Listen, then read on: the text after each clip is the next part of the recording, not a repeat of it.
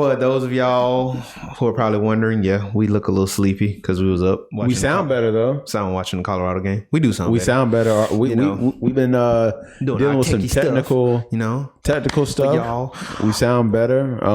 But like you said, we look tired because we are tired. Yes. We were up to double overtime. 1:30. Yeah, it was around 1:30. Local. 1:30. Yeah. Watching Colorado State. My 2-year-old son was up with me watching that game. Yeah. What was I doing? I don't know. I was yelling at TV. That's what I was doing. I was yelling at TV. So today's topics. So we're gonna save the Colorado for the end because this is probably what's gonna take us. All we the way are through. Recapping. What is this week 3?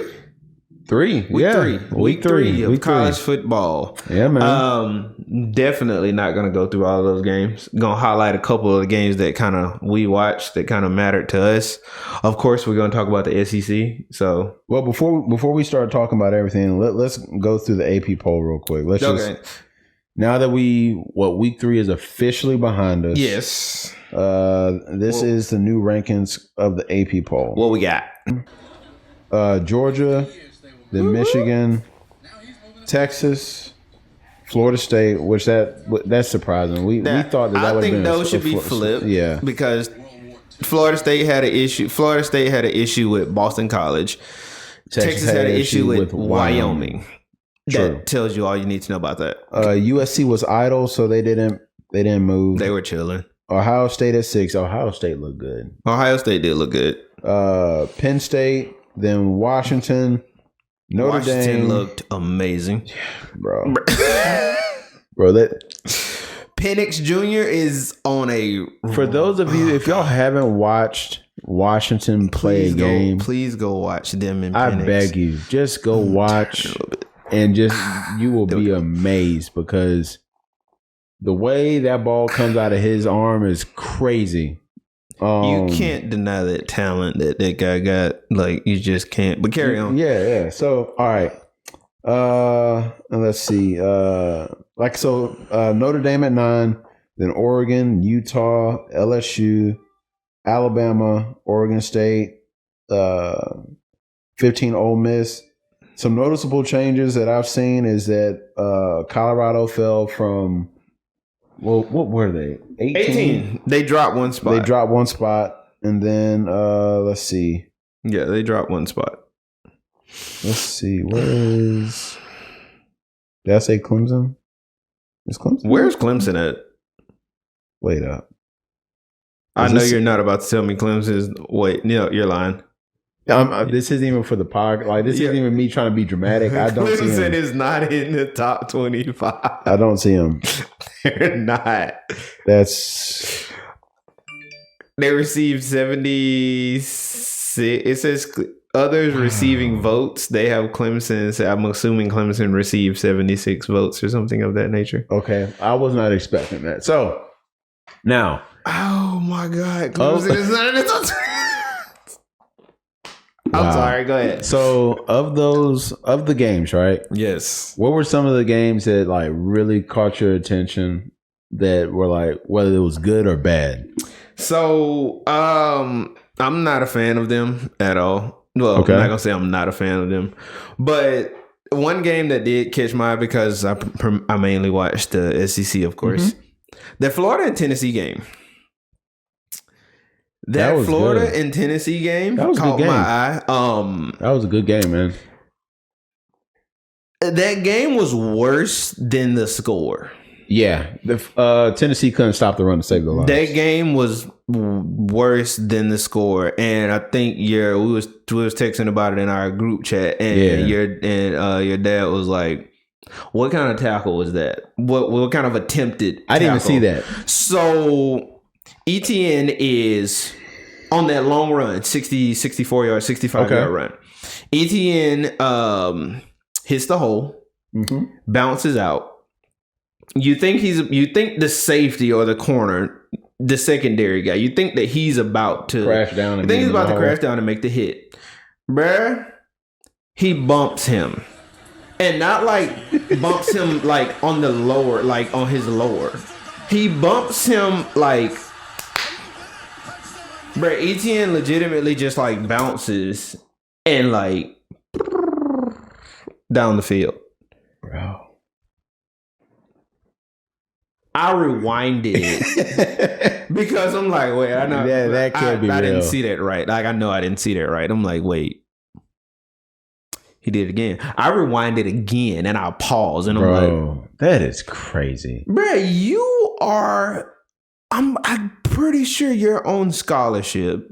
I'm pretty sure all of your schooling is getting paid for. What? I know. I don't even gotta be on I don't even gotta be on Tennessee's campus at their practices. I know that coach can tell you to tackle like that. Bruh. Man. What? That one play, and all the analysts have said it, that one play set the tone for the rest of the game. Bro, it was... You make that tackle, Florida is still driving down the field. Bro, you played, I played. Bro, you know how it feels when a running back hits the hole, tackle is missed, or you whiff on the tackle, bro, how gut-wrenching that is to see him running down the field. It's not a pass where there's really nothing under your control at this point. This guy had to come to you. Yeah. And you not even whiff on the tackle. You flat out, gingerly buckled. I don't want no parts of this, boss. Bruh. But they gonna eat him alive in the film room. Bro, that is one of those plays where it's like, come here, son. Just come stand by me. You might as well get fully undressed. Go put your street clothes on. Just come here. Because, bro, I don't care who you are. As a defender, you kind of go in there with the mindset like, I'm putting my body on the line. Yes. Like, that's just, it is what it is. And for you to just do that, you need to go on offense. But they teach everybody a fun, and then we can go to the game that you choose. I just got to say this: they teach everybody on defense the fundamentals to tackling. Yeah. But as we all know, defensive linemen tackle differently than linebackers. Linebackers tackle differently than secondary. Yep. Most of your secondary guys they cut. Yeah. You cut ETN not to injure him, but you cut him at the thighs. Mm-hmm.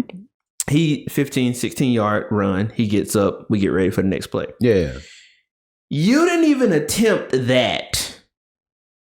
Bro, you full standing up. And I'm not even arm didn't come out or nothing. You might as well be armless out there. Bro, he flat out.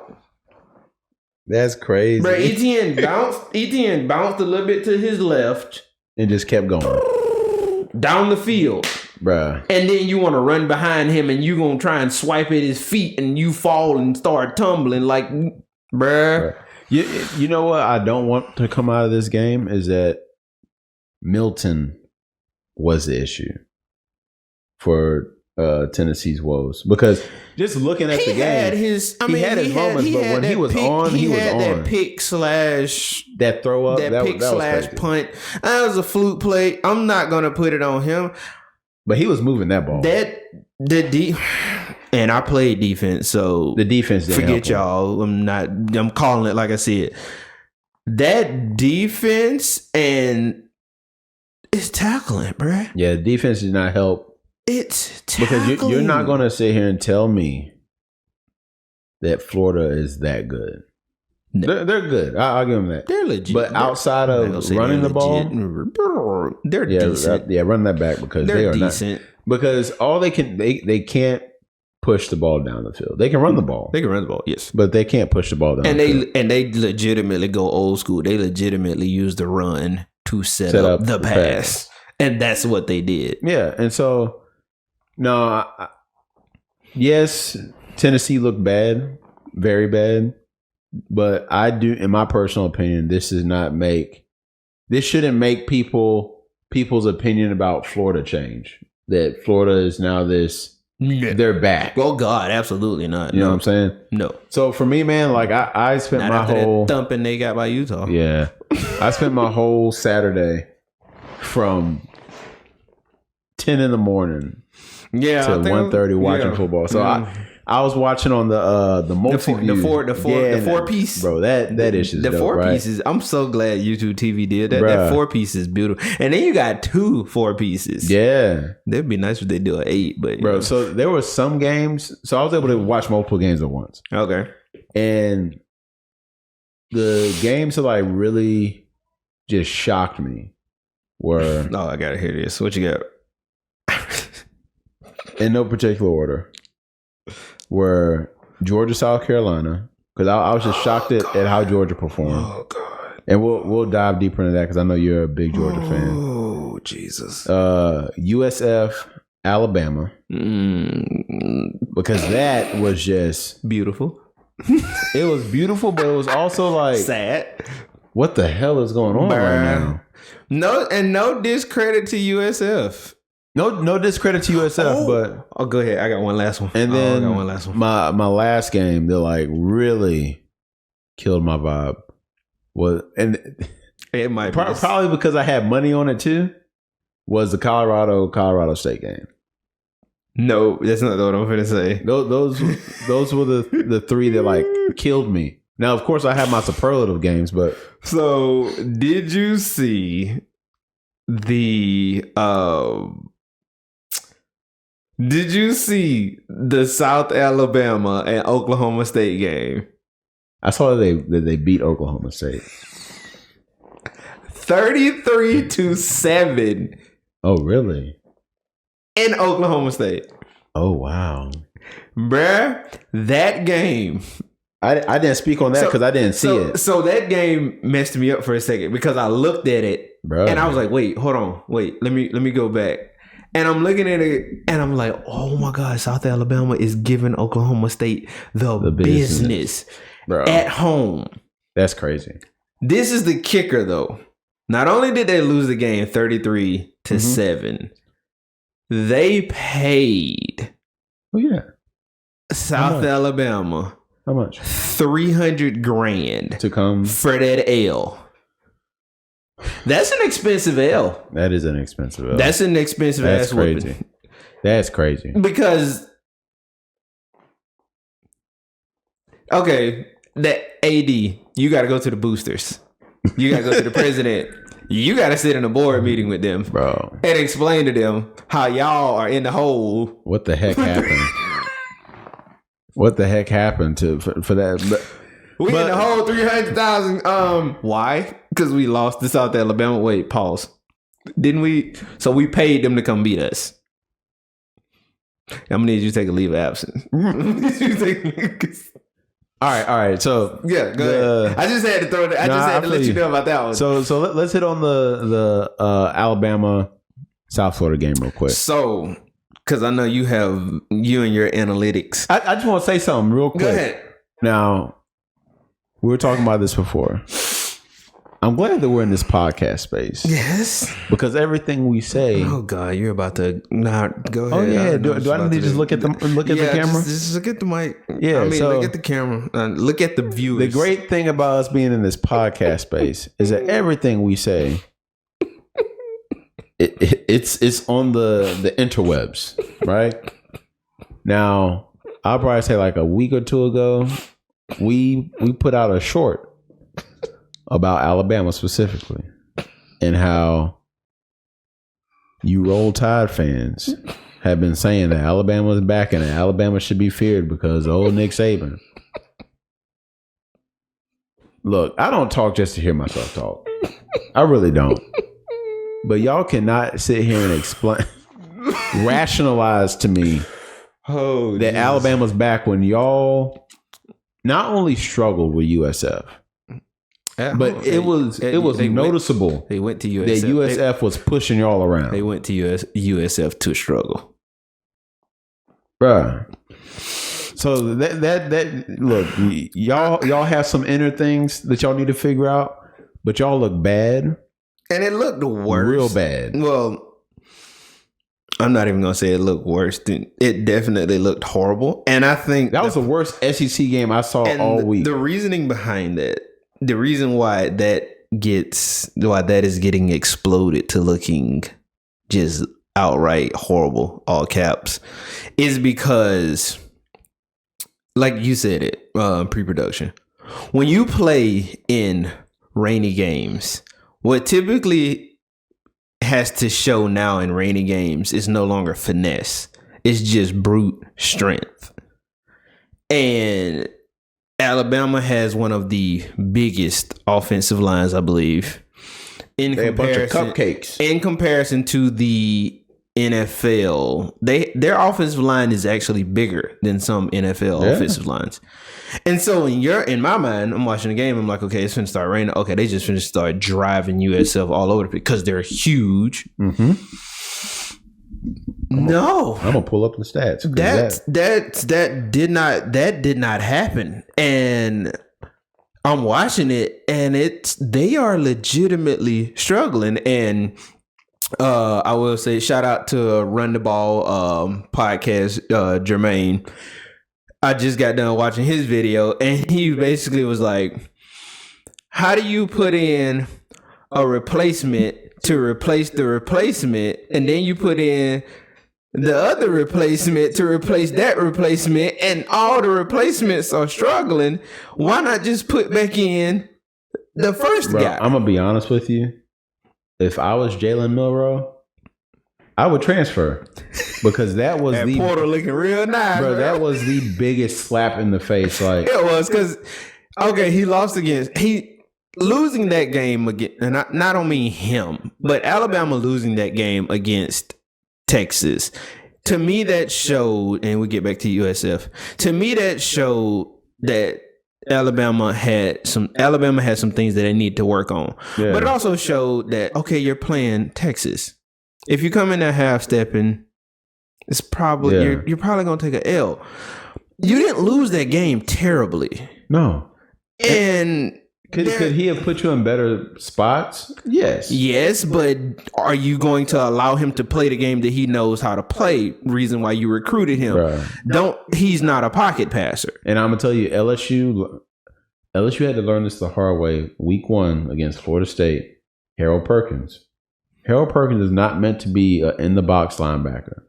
He needs to be off the ball or off ball rushing the edge. The position that I was in that made me jump off the tape, that made you come to my games, that made you watch my highlight reels, that made you recruit me. That's the position that I need to be in until further notice. Bruh. Stop. We say it all the time. Coaching is not rocket science. It's not.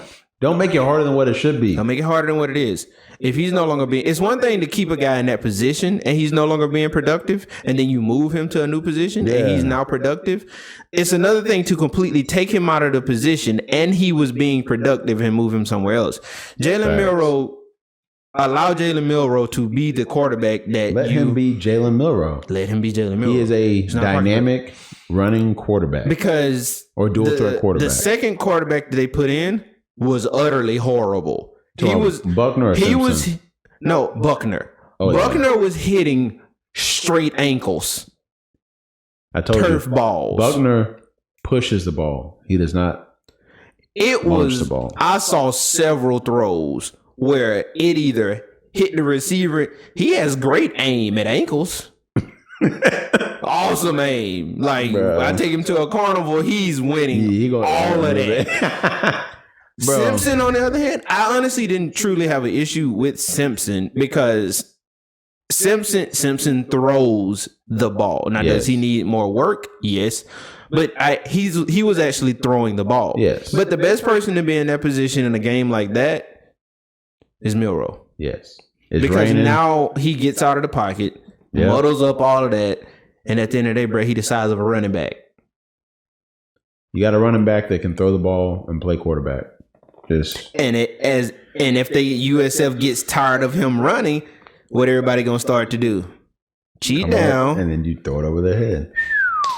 It's not rocket science, but all I'm saying is that if Alabama doesn't figure it out and figure it out fast, it's going to be this conference play is about to get, because guess what? They play Ole Miss next week. And Ole Miss spread that ball out. So yes, you better be ready. Well, it's Lane Kiffin. You better be ready. Nick Saban know who Lane Kiffin is. Lane Kiffin airs it. Bro, you better be ready. Lane Kiffin is a modern day Mike Leach. Jesus. We are airing this out. So that was, and just to go over the stats real quick, Alabama threw for a total of 107 yards. Of course, their running backs went off. Like 107? 107, yep. On 23 attempts. Alabama rushed the ball, 33 times and ran for, let's just say, about 225, somewhere around there. Which you would honestly think that probably would have been higher considering the weather conditions. And the fact that you have this ginormous offensive line. And then, South Florida, I'm not going to go over the passing yards really because it was but they had one back that had 92 yards, another back had 62 yards, and then. Quick question. Sorry. Yeah. I didn't watch the full, I didn't watch it fully all the way through. Yeah. Jalen Milroe never touched the field, did he? Never touched the field. Some people were saying, was he suspended? Suspended for what? I don't know. Dressed out. I don't know. What? I don't know. I don't know if people were just trying to make an excuse for Nick Saban and his decision. Might have been. That'll be better than just say he suited up and he's just sitting there. Bruh. Yeah. If you know what? Also, if I was Jalen Milroe, even though I don't want to see my boys lose, because we win as a team, we lose as a team. But if anything, in the back of your mind, you're like, bring it on back. Yeah, exactly. I'm sitting here grinning in my head, like, but it's natural. You can't do nothing without that's me. My mom. Jesus Christ. My mom. You can't do nothing without me. So, bring it on back. But I don't have an issue with that. I don't have an issue with that because it's no different than adults in the workforce. Oh yeah, and your manager pulls you off or something, and then he puts them out, and then it's all jacked up, and then he comes back, you be like, "Oh, I need you. Oh, you need me." Oh yeah, no, I'm not saying it in a sense of if he's thinking that he's wrong. No, like that. Kudos if you're thinking that. Oh yeah, absolutely. In the back of your head, it's like, yeah, you bring that on back over here. All right, so I think that covers the USF Alabama. He was being a good teammate because when they did score, he was all like, I give him all the credit in the world because he never was over there pouting or anything like that. But I'm pretty sure in the back of his mind, he was like, yeah, y'all gonna have to bring this back. Full circle. But yeah, go ahead. Sorry. And then, all right, so next game after that was Georgia, South Carolina.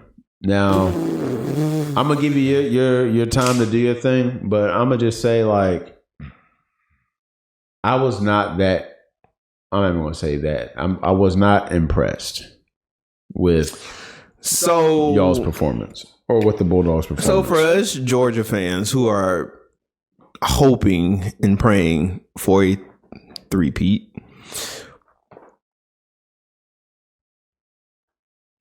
I don't think I think we might need to bring that back a little bit. And on this reason and this reason alone. Mm-hmm.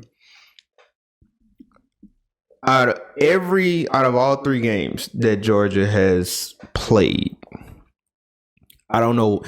There's nothing wrong with being a second half team. Yeah, LSU was one the whole time. But you can't come out flat every time. Yeah. You have to come out at least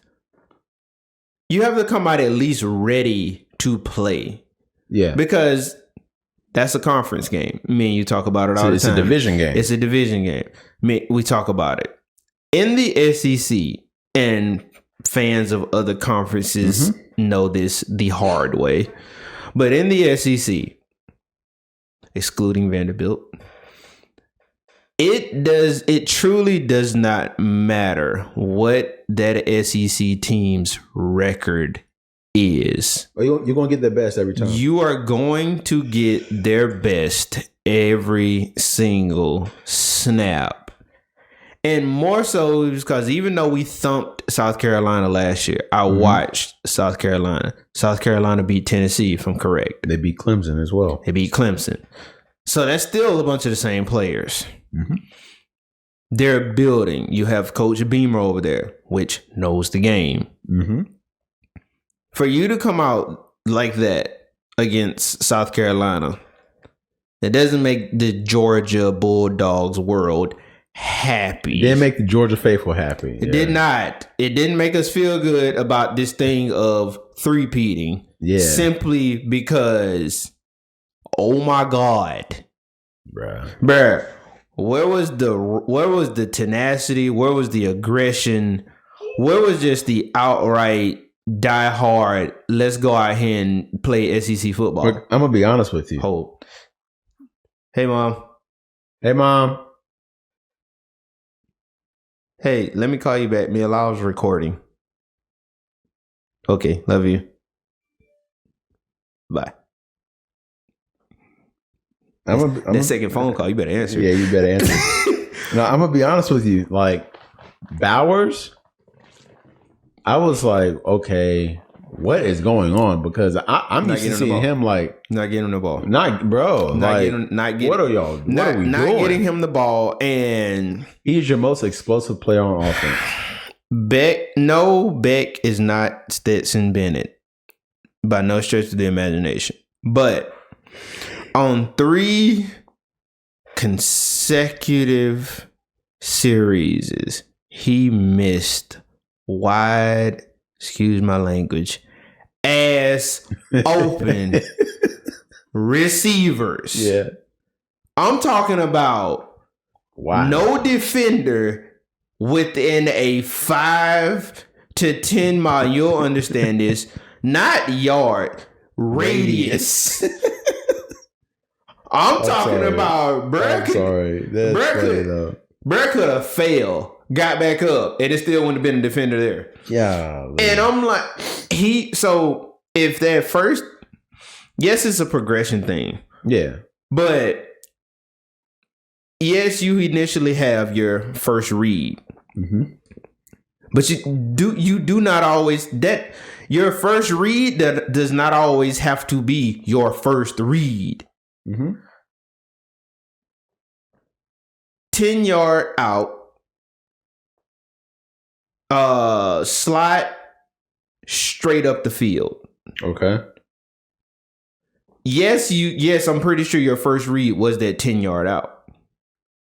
Your first read should have switched to your guy running straight up the freaking field by itself. But it got so bad that I forget who the commentator was, but he was like, he was wide open. And I think it's honestly one of those things that happens with every new quarterback, especially when you're playing your first real competition. And this isn't to just make an excuse for him. You just become hyper focused on that initial read, on your first read, that you don't allow yourself to see the whole field. Because you even see it with some experienced quarterbacks. They will like put all their focus on their dominant hand side of the field. True.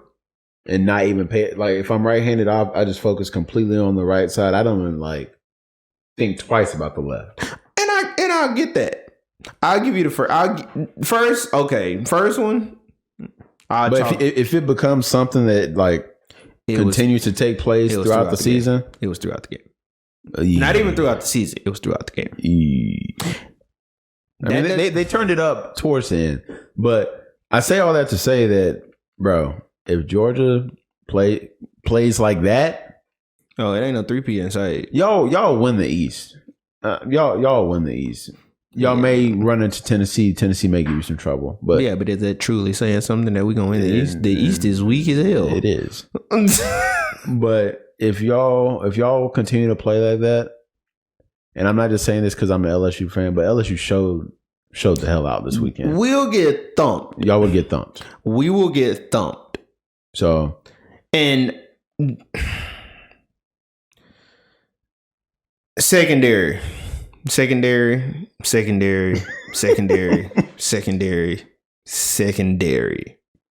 Yes, sir. Please,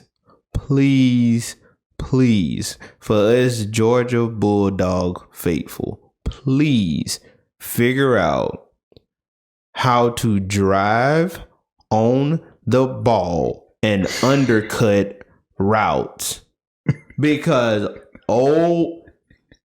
my second favorite phrase, Oh my God. Bruh, drive on the route. South Carolina's receivers were running good routes, but they were not running crisp routes. Bruh, drive on the routes and undercut the deep throws. Why are you going over top? Bro, if the ball is coming here, the receiver is here. Ball's coming here, receiver is here. Mm-hmm. What's the quickest way to get to the ball, bruh? You gonna come from back here?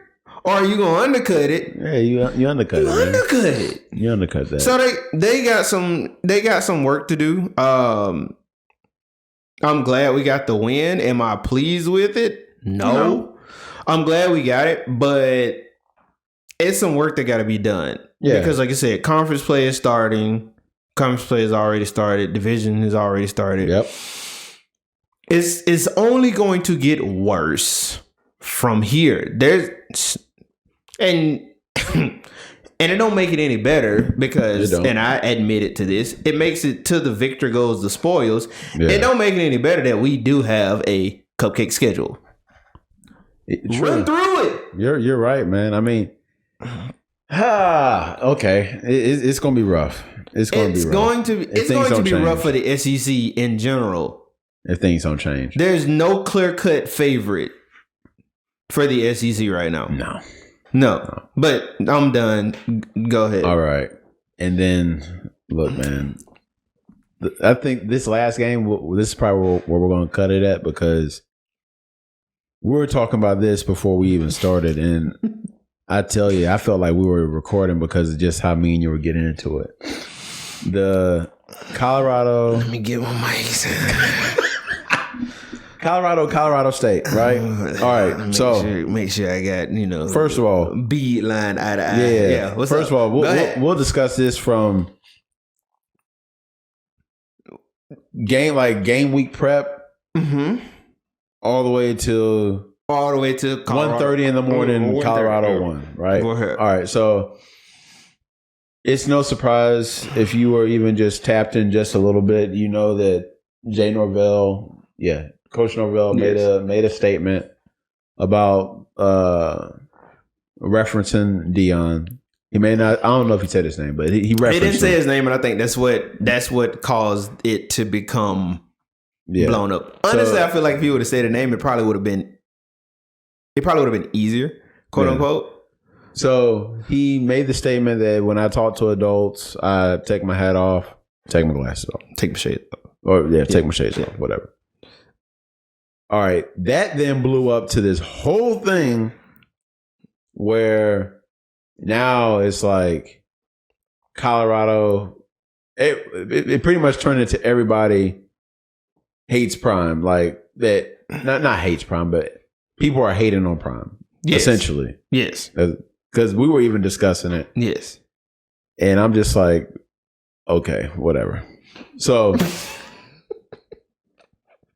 we'll start off with there, right? Yeah. Do you think what Norvell said about Prime was disrespectful?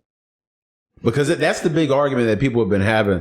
Why you talking about Prime? Why you got his name in your mouth? All this, that, and the third. If taking a personal shot at somebody is disrespectful, then yes. It was a personal shot. It was an unwarranted, unnecessary personal shot to the coach you are about to play. And I think me and you said it before. If you, and we both agreed on this, if you are going to say something about me, name drop. Okay. Drop my name. Okay. And we can take it from there. Okay. I think for most people, the disrespectful portion of it comes from the fact that you made this statement and you didn't say Prime's, you didn't say his name, because it was this undercutting shot that was completely, and utterly unnecessary, unwarranted. Mm-hmm. Like, what was the true reason behind making the statement? So I'm not saying that I'm not here to argue whether it was warranted or unwarranted. But in my opinion, what he said wasn't disrespectful. He didn't talk about his character. He didn't call Prime out his name. No. He didn't talk about Prime or his family. It was just, he made the statement. You can draw in the connection because he did mention mamas. What? He said, my mama taught me. So, by you saying... we are reaching. No, it's not a reach. Okay. It's not a reach.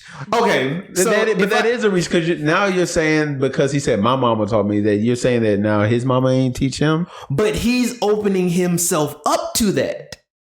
Is he or is he not? Is he or is he not opening himself up to being reached upon? For people to reach. Oh. That's what I'm saying.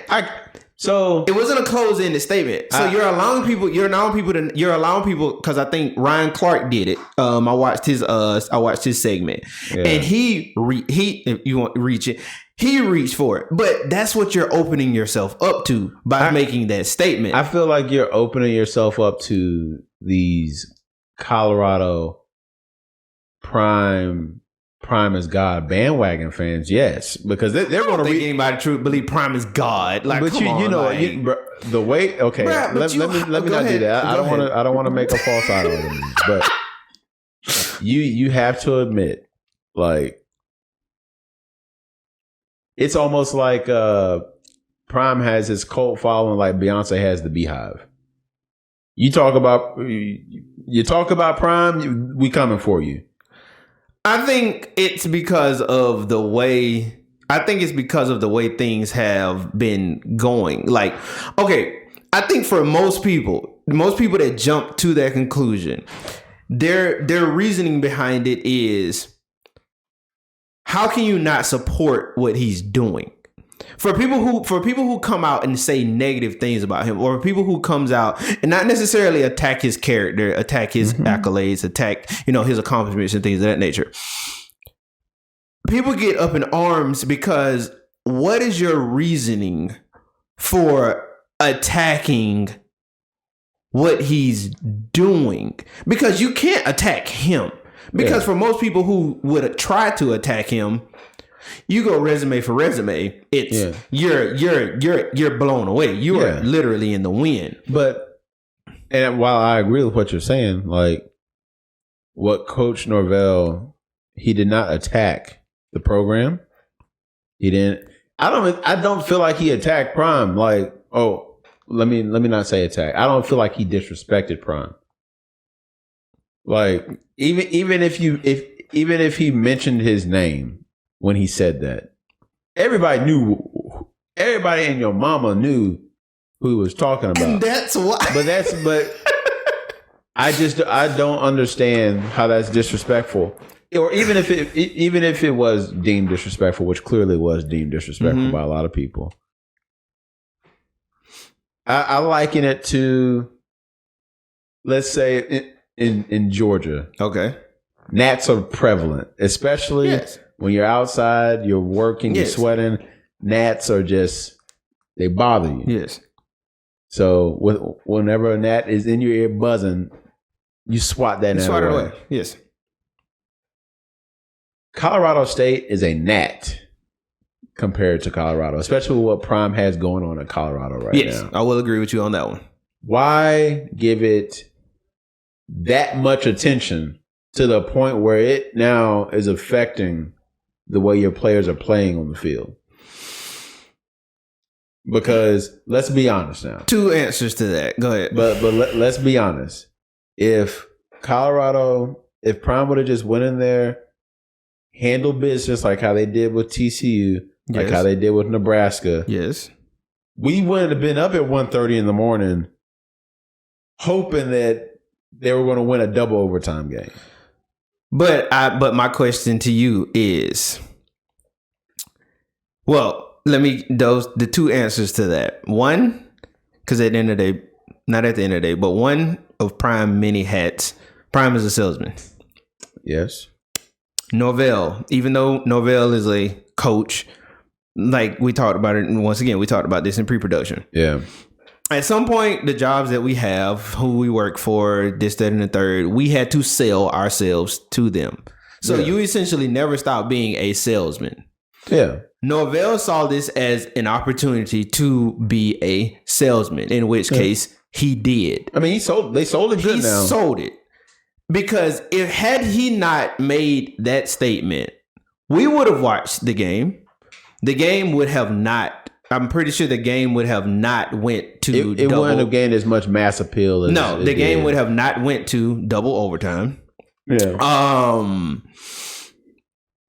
Norvell and Colorado State would have not sold as much merchandise as they have sold, which I'm pretty sure they've sold more than, in general, more than they'll probably sell the remaining of the season. This was an opportunity for them to get their 10, 15 minutes of fame, which they did. And they took full advantage of the opportunity. They took full advantage of the opportunity. Now, when you look at this in its totality, did Prime, yes, the media is there for Colorado, but did Prime truly use that? Did Prime go to the media? Yeah, he did. When? He was on First Take. He was on First Take. Yeah. When he brought it up. What do you mean when he brought it? The Norvell statement. Like how Norvell was doing his sit down talking about leading up to the game.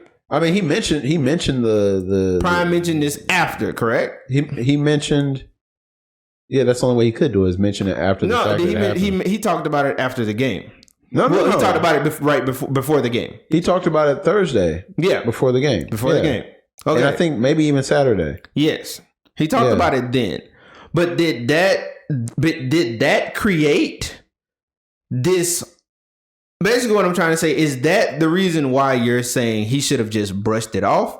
No. Because it's affecting, because you're saying that because of all of this, it affected his players? I know. I go back to the social media clip. We'll probably post it. We'll share it or something like that if I can find it. Where they were at practice. It was probably like... Oh, no, someone when he said it's now personal. Now it's personal. Okay. Now that... Okay. That is where... To me, that's the precipice, like the precipice of this whole thing, outside of the statement being made. But when somebody, but go ahead. Well, because Norvell very well made that statement. Yes, but in my opinion, Deion stoked the flames of that when he made that comment, and it was posted on social media for everybody to see. Okay, so. If somebody makes a statement about you, yes, not mentioning your name, yes, regardless of their status, your status, what are you going to do? It's hard for me to not say. It's hard for me to not take status into play, because if they are somebody that's insignificant to me, if a homeless man calls you a female dog, what are you going to do? I'm gonna keep it pushing. Like, okay, bro, you homeless? Like, okay. If another homeless man calls you a female dog, what are you going to do? Once again, okay, I'm gonna keep it moving. Like, okay, if another homeless man calls you a female dog, what are you going to do? 3 consecutive situations you've been called a female dog by a homeless man. This is now action number 3. For me, it's only if someone is of equal or more status. You're lying. Now you want to call me. I don't believe you. I don't believe you. You don't have to believe me if you don't want to. You don't have to. But I'm telling you, why would I care about what someone that has less than me thinks about me? It's not about caring. It's about somebody attacking you that is completely unwarranted. But for it to register a reaction out of me, I have to care on some level, right? You care about your character, and you care about people talking about you to a certain degree. Maybe not the first situation, maybe not the second situation. I think that's where I don't give a damn what people have to say about me, especially if they are I don't want to say beneath you, but I get your point. Yeah. But I will say now, if you would have called me the human natural reaction for everybody is instance 1, all right. Instance 2, all right. Getting a little bit irritated. Instance number 3, I have to now check you and not check you in a way to put my hands on you, but I have to now check this situation. You have to now understand too all of what Prime has been dealing with that has been completely unwarranted. Since Prime has been deemed the head coach of Colorado. Yeah. What has Prime had to endure regarding the college football world? Of course, I mean, Matt Rule had his statement. Mm-hmm. Dan Lannon made his statement. Mm-hmm. And then Norvell made his statement. Now, these are 3 reputable head coaches at their universities. Okay. You also have analysts that have made their statements. You have commentators that have made their statements. Yes. All of this regarding one simple thing: Prime being hired at Colorado. Not being hired at Colorado, but go ahead. What he did at Colorado with the transfer portal, all that stuff. No. I'm saying prior to, take all of that. But prior to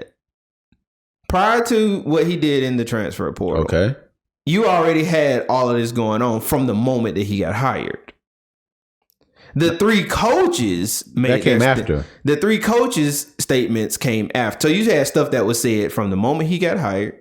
Then you had 3 head coaches make statements. You had 3 head coaches make completely unwarranted. I will say this. Go ahead. I will say this one thing. Go ahead. In regards to Lanning never said anything about Dion or about, he did talk about the football program.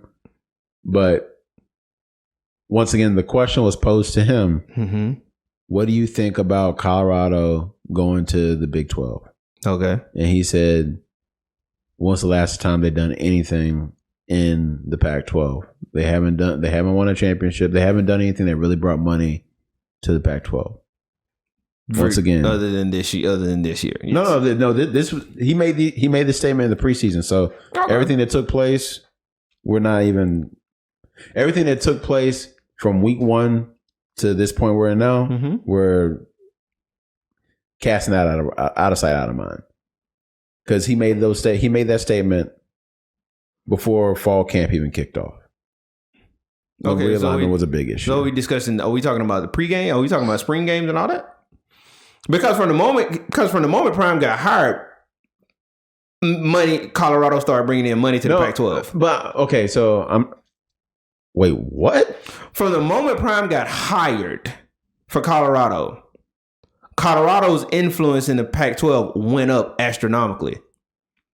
As far as bringing things into the Pac-12. Of course, you can't bring in wins and things of that nature because you haven't started to play yet. But publicity, TV deals, and all that had already started to begun the moment he got hired. I'm gonna have to go research it. I'm gonna have to go look at that one. Please do it. We'll reconvene because I've been keeping track of it. Because my thing is, we'll have to. And it's solely been because they hired Prime. Like I said, that was one of the main reasons that he got hired, was to revitalize Colorado and bring all of that in. So, man, we've been going on this one. So, we agree to disagree. I hear what you're saying. Like, I just, once again, on the face of it all, I don't see what Norvell said as being disrespectful. Was it unwarranted? Sure, but for it to bring that much, for it to bring that reaction from Prime, and then for it to bleed over into the game, yes, the way it did. Which that's something that he'll have to discuss with his players, because we both agree because, and I'm gonna continue to say it, we both agree you played, I played. We both saw that there was an emotional roller coaster. Yes. And that emotional roller coaster that Colorado was on, I truly feel like that played a significant part in their play on the field. Because once your emotions is now set, once you now settle down, it's like you said, it's almost like you are on a a sugar rush or a sugar high, and now you've crashed. Yeah. And now you've crashed, so now you gotta rebuild your energy and all that back up. I agree with you on that. I feel like that played a part in, their productivity. Yeah. And once they then settled down, it was like, okay, we got to play ball, because now emotions is gone. We're down. We got to get back to how we supposed to play. The one other thing that I will say, and we agree on it, and you phrased it a different way, is that you believe that the defensive coordinator told them to go out there and play with a chip on their shoulder. As far as Colorado State defensive players, I agree with that. And in so many words, you told those young men to go out there and to make sure Colorado remembered you in a way. Bro, they had over 180 something penalty yards. Yeah. That doesn't look good when you go back and you watch and you see just how undisciplined they played. I'm not talking about the offense. I'm talking about the defense. Yeah. That's where you now have to draw the line, because now you're doing unnecessary. That hit on Travis Hunter, I don't care what team it is. I don't care what player it is. That hit, it should be a call for ejection. That's fair. At least unnecessary roughness, which that's what it was. But so I would. Because now you're doing more than what's necessary within the game, within the confines of the game itself. It's a chess match. And I say that and I've played football for a while, or I played for a while. No defensive coach, whether it be through Pop Warner all the way up to college, ever told me to go out there and hurt somebody. They just always either said, because go out there with a chip on your shoulder, leave your mark on the game,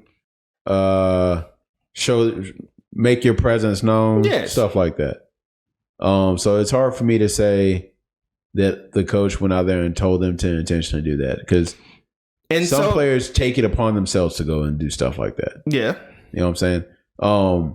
Now, what I will say is that it is common when you have these rivalry games, which are beautiful in and of themselves. But when you have games like this, that the lower level team will do more to essentially let that team know, we're here. You aren't going to run over us.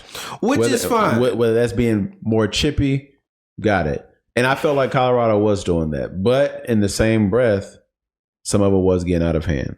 Because the game had started to become sloppy. Bro, there was a time me and Andrew were watching the game, and I told her, I was like, or I texted in the group chat, one of the two. I was like, it feels like I'm watching WWE right now. Like, bro, yeah, you did. You was like, just play ball. Just play ball. Because you're taking away from the game at that point. I was like, we're doing too much right now. This is too dramatic. And and I say that like I said, I love the chippiness that Colorado State had. They showed Colorado, hey, we are here. And Colorado felt it. Yes. But there was just instances like the hit on Travis Hunter. That was completely unnecessary. Like, you could even see, like, he knew what he was doing as soon as he came. He legitimately waited. It wasn't like bang bang play. It was like it was a legitimate weight and a legitimate thrust. Boom. Yes. The play, the targeting on Shedeur. Yes. That was crazy. Like, it was just instances throughout the game, and it started to take away from the game. It started to take away from the rivalry game. Everybody was like, "Oh, the undertones of the game." It started to take away from the foundation of the game. Yes, and I'm glad to see that Shedeur and them bounced back and did what they did. The better team won. The better team on paper won. Because and we talked about this last week. Yeah, wins and losses matter. Yes. But to me, it's the way you win. Yeah. And the way you lose. Yeah, absolutely. In my opinion, even though Colorado got the strike in the win column. Yeah, they got the dub. I felt like Colorado State won that game. Yes. And we talked about the primary reason as to why we felt like Colorado State won the game. Yeah, they were in Colorado's head, You can't stop their crosses, and you couldn't stop that crossing route, and you couldn't stop that under route, and you couldn't stop that seam. That was it. Like, it wasn't once again, it wasn't rocket science what Colorado State was doing. He had 2 targets. I mean, he threw to the other receiver. I can't remember the young man's name. He threw to the other receiver, but the 2 main targets he was throwing to was the tight end, and he threw to him so many times. I remember his name, Horton. Yeah, Horton. Yeah, yeah. He threw to the other receiver too, but the tight end and Horton, that's the only 2 people he was throwing to. And when they went into overtime, he didn't look for nobody else. And so. And I'll leave the game alone after this. But after they won, it's one thing that, like, to be chippy in game, but okay, there's something sacred about when those 2 coaches come to the center of the field, congratulate each other. Yeah, you were the bigger man. Like, not you were the bigger man. You had the better team. Yeah. For Shedeur to come to the center of the field and do his watch thing. I'm like, bro, go sit your ass down. Like, y'all won the game. Like, what are you doing now? Because the game's over. You aren't going to play them again. I will say, this is one of the first times. The only other 2 times that I have watched a post game interview the next day was when Georgia won their 2 national championships. I watched Prime's post game, and he made the statement. Mm-hmm. He was like, "We got the win, but basically, I'm paraphrasing. Am I happy about it? No."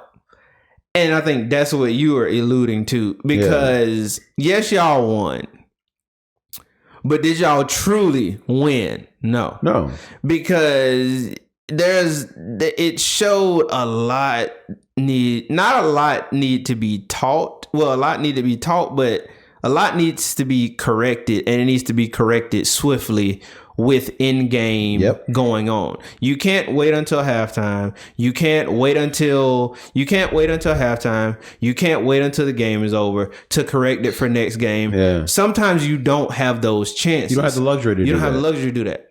When the game is going on, you got to be able to think quickly on your feet. What are they doing? Why are they doing it? How are they doing it? Let's get this. You weren't going to stop Horton. No. But you could contain him and legitimately make the quarterback beat y'all. Colorado almost lost that game because of one, and I say one person, and technically 2 because the quarterback has to throw the ball. But they primarily almost lost that game because of Horton, period. Yeah. End of... Contain him. He could not be stopped, bro. Contain him. Y'all win the game. That game does not go into OT. Bro, it doesn't. And I know we were kind of talking about this before. I'll say this, and I'll get on to where I kind of think is going to... where Colorado be going next. But and we're probably going to disagree. We are going to disagree on this. If Hunter was in that game playing DB, I still think they would have had problems with those drag routes, because... They hit 2 while he was in, if I'm not mistaken. I think they hit 1 or 2 when he was in the game. Oh, when they were hitting him when he was in the game, they made him look pedestrian, like he's just an average corner. That's how it made him look, in my opinion. I agree with you on that. I still think they would have had problems with it. I don't think it would have went to double overtime, though. I don't think that looking at the drop off from Travis Hunter to that second DB that was a huge gap. Yeah. It's like what Urban Meyer said, man. Like when ones go in, they're up here. When twos go in, you just see threes. You see the drop off. It's a noticeable drop off. I'll say it, from watching Travis Hunter play, and we'll never know because he wasn't in the game. That touchdown that he threw to Horton, the quarterback threw to Horton. Mm-hmm. On that particular route, I think Travis Hunter would have broke that route up. And the reason why I say that is because if you look at that route, if you look at the DB, and Prime talked to him soon, he didn't even come off the field, and Prime grabbed him and talked to him. He let Horton, first of all, you let him free release on the inside. Yeah. No bump. Because it's like a skinny post. Yeah. You let him free release on the inside, single high safety. The safety made it there at about a second or two too slow. Yeah. If you don't let him free release, don't let him release on the inside of you, or even if you bump him, you mess up that timing on that route. I feel like because we're down in distance, I feel like Travis Hunter would have either broke that route up, safety would have possibly picked it off, or that's fair. Receiver or quarterback would have had a different route. That score now that was on the board is now taken off, and it's a lot of what ifs because he wasn't in the game. Yeah. I'm going to end it with this. Colorado has some serious work to do with the twos and possibly with the threes because conference play. Well, I think it's going to be ugly because they're going to be without Travis Hunter. I think Deion said for a couple weeks. He said Travis is going to try and come back within 2 weeks, but he's probably going to be out for a couple weeks. Yeah. Few weeks. Bro, Oregon is going to be a problem. USC, it's going to be a problem. Yeah, as much as I like Colorado, I like Oregon too. Yeah, Oregon is definitely going to be that depth issue, bro. Like we saw it. Oregon is definitely going to be a problem. We saw it against Colorado State. The drop off. The depth is just yes. And like Prime said during one of his interviews, he feels like they're like 7 players away. 7, 8. He needs 7, 8 more dogs. Yes. Yeah. And rightfully. And you know where those dogs have to go? On that line. Yes. Because the quarterback had a pretty towards the end, they started to get to him, but he had a lot of time in that pocket. Yeah. And what people, I mean, we know what some people fail to realize is those under routes, those drag routes, crosses, whatever you want to call them, those take time. Yes. And if you're able to handle that, if you're able to cut that time down, those routes gonna go empty. I'm gonna say this, and I don't think I haven't heard anybody say it, but I just in my time of playing football, it's just true. Great D linemen make good DBs. Yes. Because if you get pressure on the quarterback, it makes a subpar DB look good. He either throwing ugly, it's tip ball. Either way it goes, it's either ending in a sack, or it's a rush throw, sack, something, incompletion, or pick.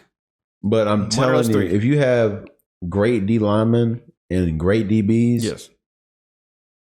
Bruh, you talking about a shutdown defense. And some of those drag routes, some of those crossers were shallow. I did not see a lot of those defensive linemen with their hands up.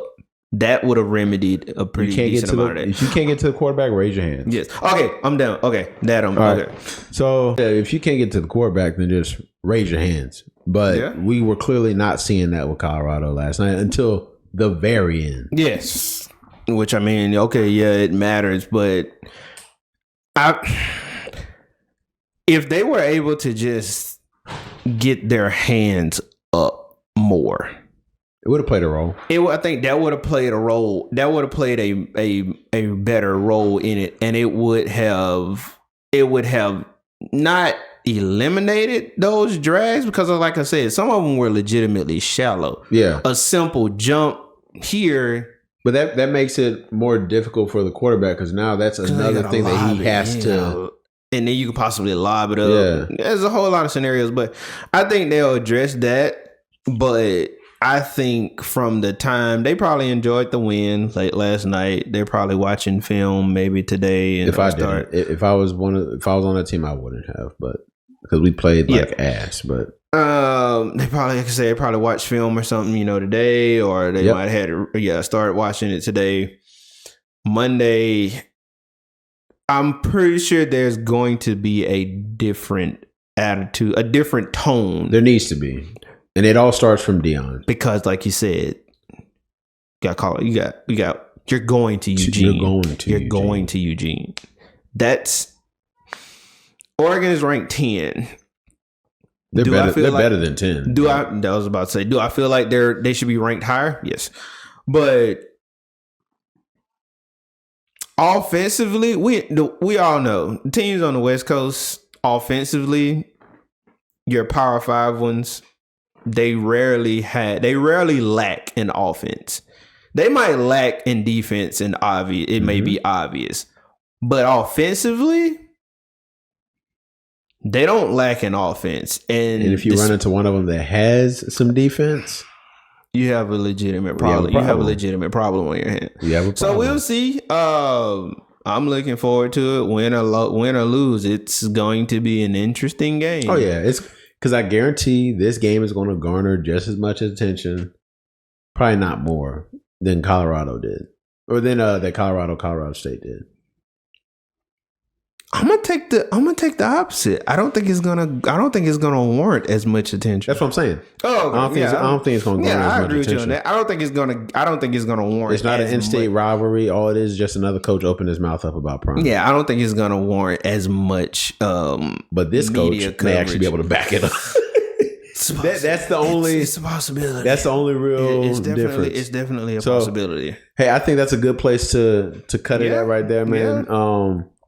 Hey, so that we gave y'all our quick little recap on what we saw, the games that that really caught our attention this past weekend. And look, it's week 4. We got some great games in the slate this weekend. We got Ohio State versus Notre Dame, Ole Miss versus Alabama. Notre Dame's gonna win that game. I don't know. Notre Dame's gonna win that game. I do not know. Watch. I'm leaning towards Notre Dame just because I don't like Ohio State. Okay, and then that was him that said that. Sorry, twin. And then Colorado versus Oregon, and then for me, I'm personally going to be watching the LSU versus Arkansas game, the battle for the boot. That is going to be an interesting game for y'all. That's good because it seemed like Arkansas always have y'all number.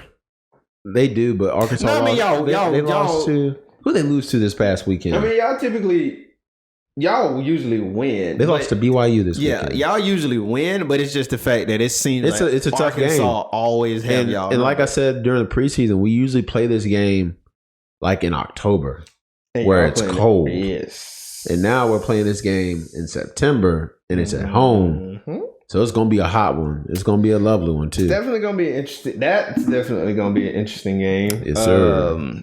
But yeah, tell us what y'all think. As usual, we love the interaction. Like, subscribe, share, DM, retweet. Yeah, post, please. Whatever you feel. It means so much to us to be able to interact with y'all. But yeah, we will get prepared for week 4 and be on the lookout because me and JoJo will probably be going to a game here soon, live. Very soon. So we will be shooting live at the game. I'm looking forward to this. I can't wait.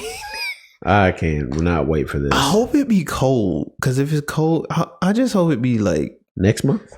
Yeah, I hope it be cool. Either way it go, I got something in the works for the game. Okay, but yeah, we'll see. We'll see you guys on the next episode. Love y'all. Deuces y'all.